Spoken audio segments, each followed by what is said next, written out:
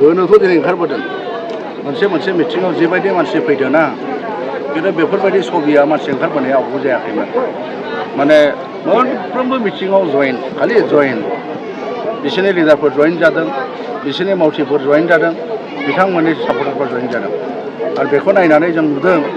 जे एबाराव बिपिएफ राजखान्थि हान्जा हिसाबै बा जोङो केन्डिडेट हिसाबै मोजाङैनो देरहानो हागोन जेसेबां गोलाव जादों एसेबां हाबसिन फैदों बांसिनसो फैगासिनो दङ माने उनावथ' आं जे नुदों बिदि गोलाव जालांबाय थायोब्ला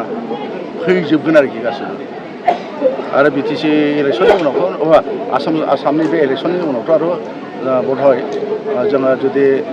दिसपुराव सरकार दायोब्ला बिसोर थागोन ना थायाथाय सन्देह दं आरो आं नोंसोरनो खोथा बुंबावनो नागिरदों नै दा मोनायावबा गाबोन हालागै आरो गिदिर गेथा हाबबावगोन आं दोनखाबाय आं नामखौ बुंला रनजितल' नङा माने इउपिपिएल माने दल हिसाबैनो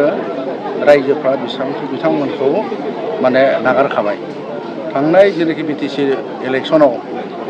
जों मोनदों बेसेबां 28टा